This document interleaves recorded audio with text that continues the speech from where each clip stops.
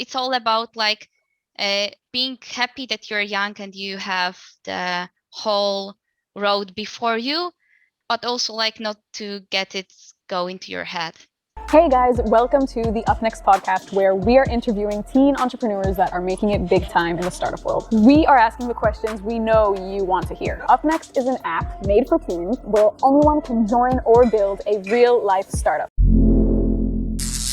And today we have Wiktoria Wichick from Poland, 23-year-old entrepreneur, and you are the founder of inSTREAMLY, which actually helps content creators monetize their content. And I would love for you to elaborate a little bit more about your company. Okay. Hi, I'm Victoria. And about inSTREAMLY, inSTREAMLY democratizes the world of live streaming by giving all streamers access to brand sponsorships. Using micro sponsorships, streamers are able to monetize their content, while brands get a way to reach Generation Z in an innovative way. In a year of operations, we helped brands like Netflix, Samsung, Disney, or PlayStation sign over 9,000 micro sponsorships with small streamers all around the world. Amazing. That's a mouthful.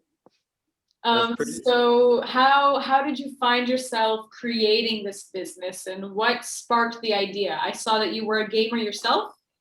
Yeah, I was a streamer myself, though the idea for inSTREAMLY is not entirely mine. It was one of my co-founders' idea.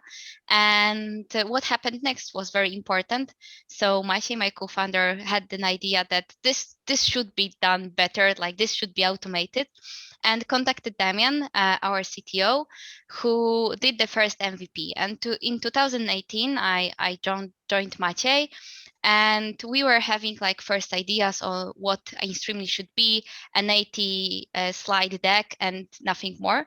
And then it went to a drawer. And in 2019, we've been working in an esports organization Maciej founded. And I was there working with influencers, with streamers, with pro gamers. And we just needed a tool to manage all those streamers and all those influencers, those sponsorships we had. So the idea of inSTREAMLY and the early MVP came out of the drawer, and we started using it and testing it in our own life. And it sparked some interest in brands and in agencies. And since then, we just decided to switch full-time from esports organization to just building inSTREAMLY because the idea has proven itself. It's really grown. Sounds great. Sounds amazing. Yeah. You talked about having your partner and having your CTO. Who do you consider being your first mentor, and how did they help you go through everything? Was it someone in your life, or was it actually your co-founder? So I think it was my co-founder Maciej. I met him for the first time on a conference he organized with our other co-founder Szymon. It was Esport and Gaming Forum in 2017, and I got the ticket for young, talented, but poor. So I met them there, and since then, like, we were in touch.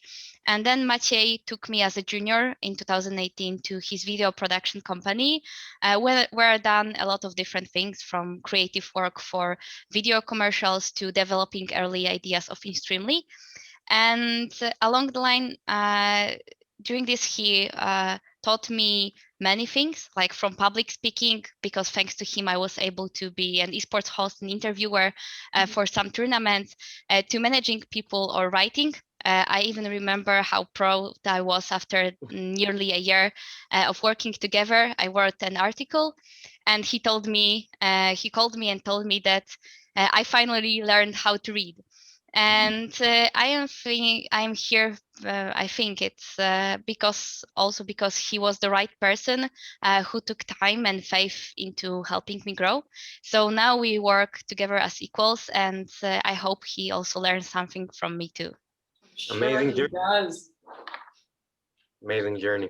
Sounds like you're quite the protege. Yeah, and I also had like this. All things connected. Like, I was keen to learn, open to learning, trying new things, and just like doing stuff. Yeah. Also, I had like this great opportunities, and also my upbringing, because my parents always said that I can be anyone I want. I can do anything I want in the world, and my dreams are the limit. So yeah, I always had this get-go personality, and I think it really helped me along the way. And yeah, I hope more people get the same opportunities that I did.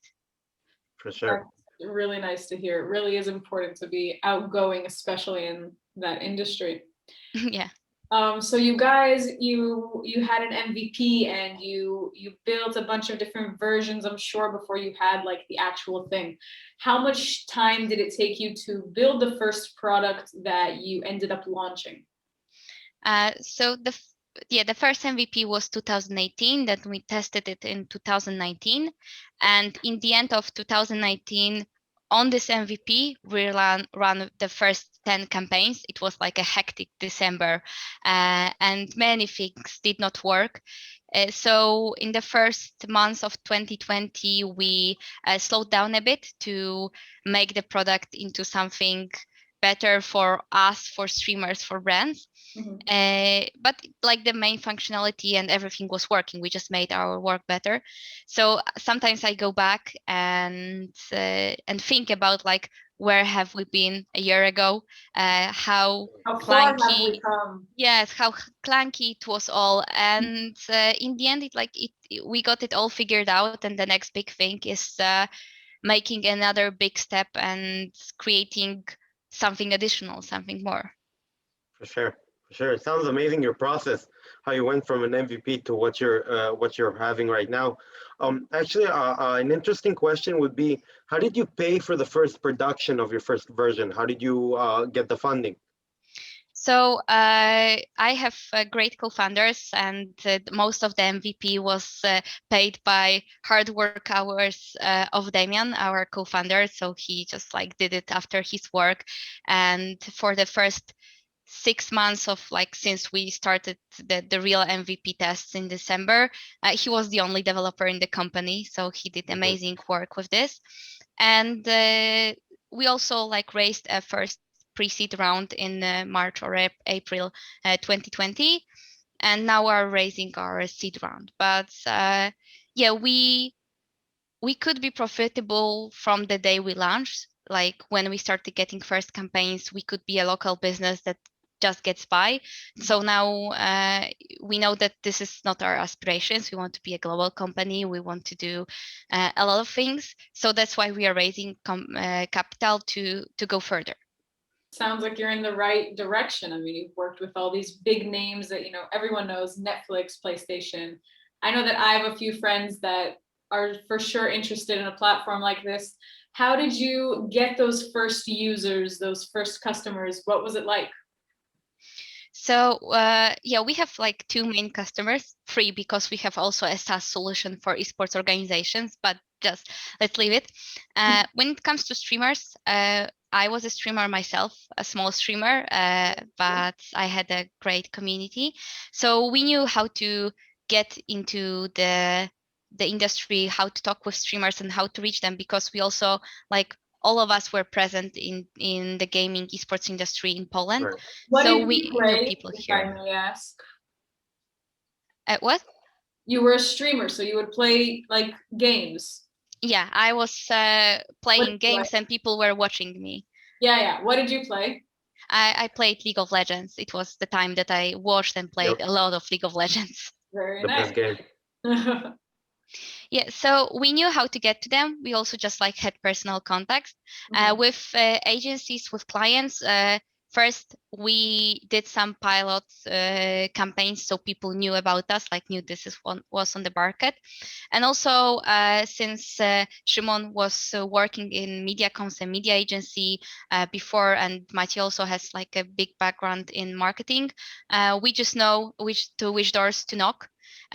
So it always like comes down to the network in some way, or the knowledge about how a certain industry works. So this is how we did it. Well, you had a huge audience to start from, so that's impressive. Yeah. You said that actually your aspirations are not to be a local company or a local brand. You want to be something global. So what is the next thing that you're aiming for with your company? So the next step for this year is to be like really well established in Europe, like to say that we are doing a lot in Europe. There are streamers who work with us all over the Europe, and then going to at least one or two other major continents and markets. So this is for this year, let's say this round. In a longer term, we for sure want to be a company that offers more than just sponsorships and a marketplace. We want to be the go-to place that helps streamers grow and be better content creators. So we get some plans about it, and then we'll see how it goes. Sounds amazing. Very nice. For sure.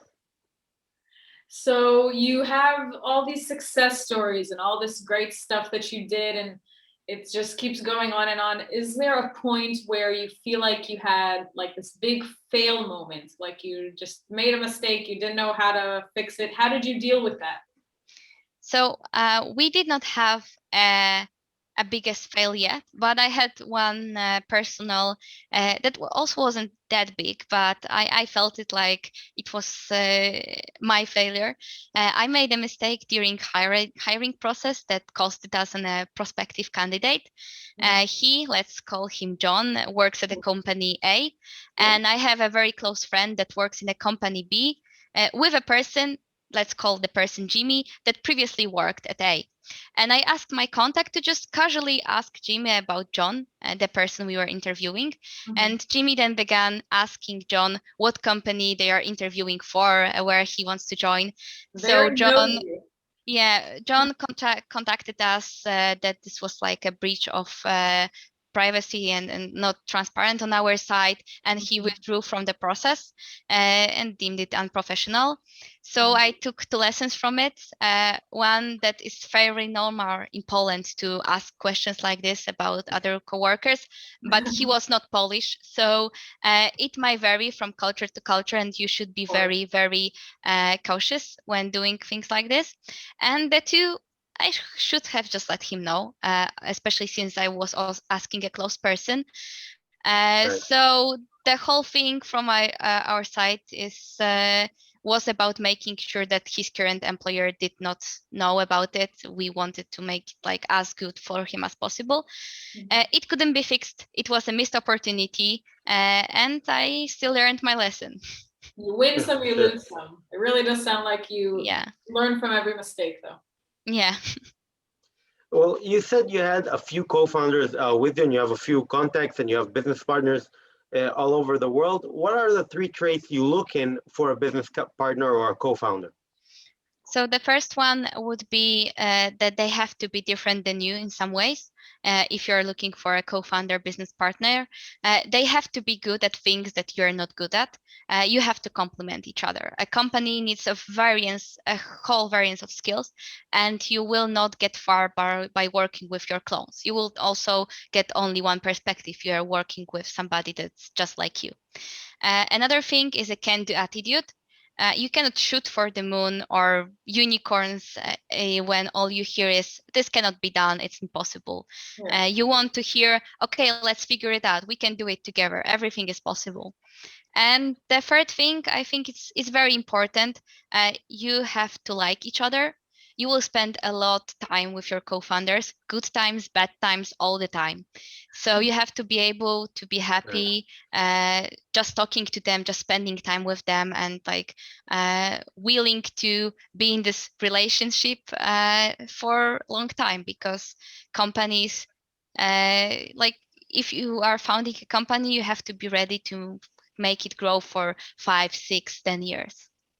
I mean, here's hoping. Yeah, that's where we want to take it usually. So you've done all of this and you're only 23. I'm pretty sure you're the youngest one there out of everyone, which could be to your advantage and disadvantage. Could you tell me advantages that you've seen throughout the industry and some disadvantages? So the main advantage, especially like for me, I know our audience, the Gen Z audience, streamers, their viewers, the best. So I can, I know how to speak to them, what works, what does not work. I have this intuition. Also, this intuition comes because I did not have time to experience the working status quo before. I don't have a lot of working experience.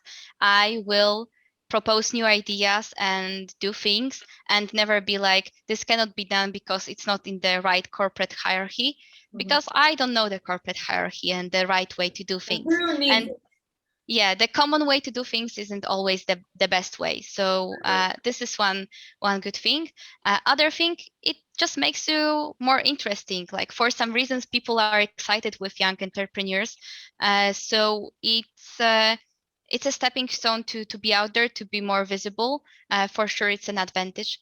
But from the other hand, it sometimes feel as a disadvantage for me, because I sometimes feel like I'm just a curiosity. So, oh, young founder, how interesting. And that's about it. But Right. I feel, yeah, like I will not be treated as a business partner. But I hope that this is just my imposter syndrome speaking It's sometimes. just in your head, yeah. It's Yeah, just yeah. Also, it makes some kind of toll on you. Like you have to really, apart like for being an entrepreneur is a heavy thing on your mind, but also when you're young and all around you is about, oh, you're such a young entrepreneur, you feel even you younger. ask, yeah, you ask yourself a question, like, am I good enough that when I get older and I cannot be cool because I'm young, I will still be deemed a good entrepreneur. So it's all about like being happy that you're young and you have the whole road before you, and happy of all the advantages it gives you, but also like not to get it go into your head. You are a tech company. You work with a lot of technological things. Which tech tool you can't go without? Like, what is a total lifesaver for your company? Yeah, we use ClickUp. Actually, if we call it a tech tool, because I call it an application, but we don't use Okay. Slack, we don't use chats, we don't use emails for internal communication. Everything we do on ClickUp. So it's like a Trello, Slack, Asana, everything combined in one. Nice. And yeah, this is actually an amazing tool, and it's so good that I didn't even think about it. It's just always there. It's like a Yeah. natural part of you. Right. Yeah, alpha and omega. Like if it breaks, like Gmail can break and we will work. If ClickUp breaks, nothing can work. Everything crashes. Yeah. Right. So you probably have met a lot of interesting people throughout this journey. Is there a specific entrepreneur that inspires you currently, even if you haven't met them, and why so? I don't have like very clear role models. Like I never had and never was a big fan of somebody.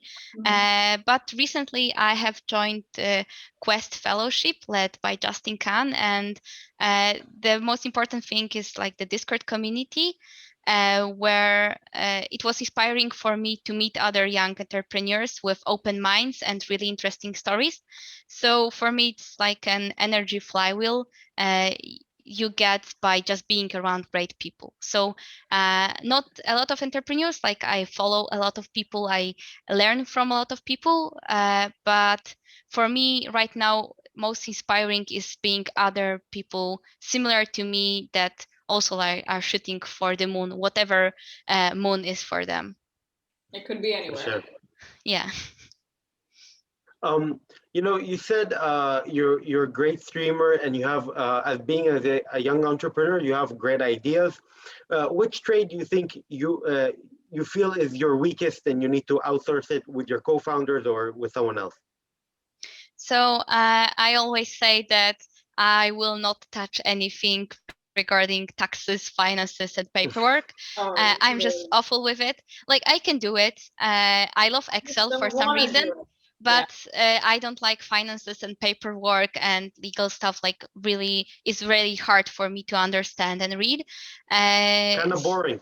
I'm totally with you on this one. Yeah, I will Kinda pay boring. whoever to take care of my taxes and don't talk to me about it until next yeah, year. it's kind of boring, but I also know it's important, so I take time to go into it. But I prefer to have a person that I know is really competent and skilled in this thing, because it's also Right. like one of the most important thing when running company. Right. So I want to make sure there is somebody who can take proper care of this, and it would not be me. Right. Well, as long as you have the guy. That's Or all. the girl. Yep, or Oh, the the girl. girl. We have a cheesy question here. See, it's a question that you might hear a lot. You've had the most original answers until now. I expect nothing less. What single piece of advice do you have to give the teens that are listening and are like, wow, I want to be here?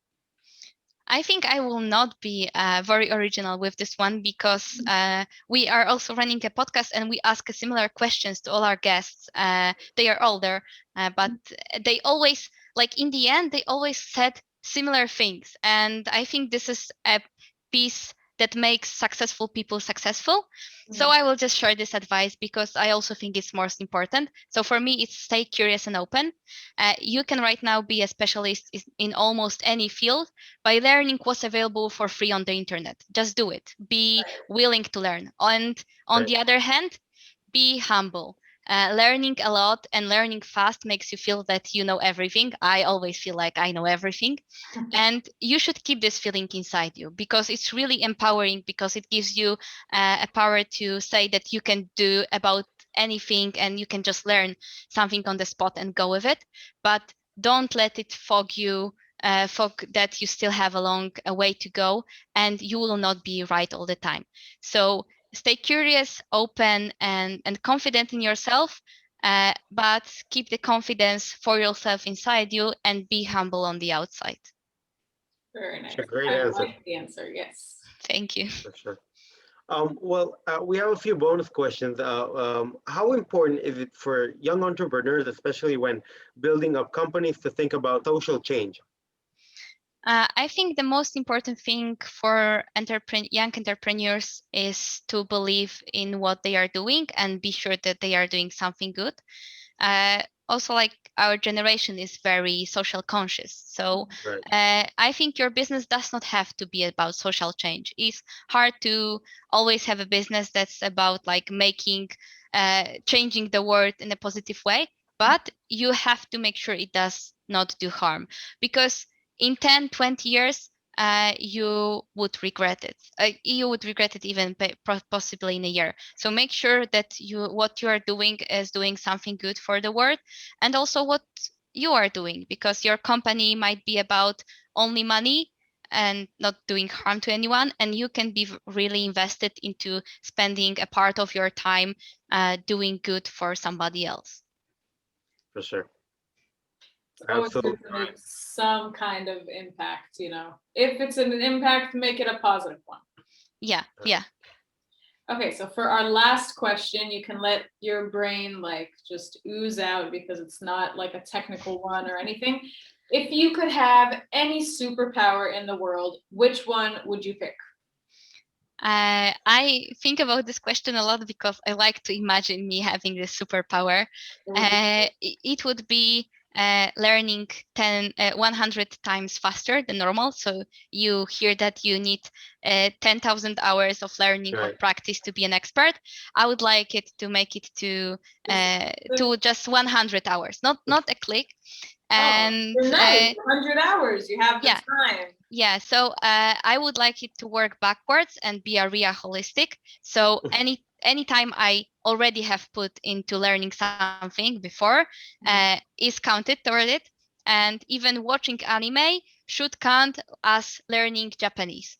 So why? Totally. My friends, they know so much Japanese just from watching. Yeah, I know a few words and can make a funny voice, but I would like it to be also 100x faster, not instantly, because it's boring if you know anything, and also you become like a boring person for others because they cannot excite you with anything, any new knowledge if you know anything. You're right. And Right. also a bit of effort is needed because you really appreciate the thing if you put in a bit of effort. And I think 100 hours would be the sweet spot of effort that I could put in things I would like to learn. It also would not make me be instantly good at everything, because I A don't good think compromise, it sounds like. Right. yeah, like it's like being immortal. If you're immortal, you will see all the people around you die. So it's the same here. If you know everything, people would not like to talk with you and share anything with you because you already know everything. Nudie know-it-all, don't know Yeah. how Yeah, to answer. nobody likes know-it-alls, so you Right. shouldn't be one. It was really nice getting to know you, and this platform seems so cool. I really feel like I'm getting so much knowledge for things that I didn't know existed. So it's really fun to know and to pass on and to show other people what you're doing. Thank you for having me. And if there are any aspiring teens or young people who would like to join a startup like this and see a way that they can contribute for us, like, feel free to reach to me on Twitter or LinkedIn. I believe you can find me. And yeah, I would like to meet more great young people and have them on board. So have them listen closely to that part. I just might sign up myself. All right. Thank you. You All right, got thank it. you. Thank you so much. Thank you. Thank you very much.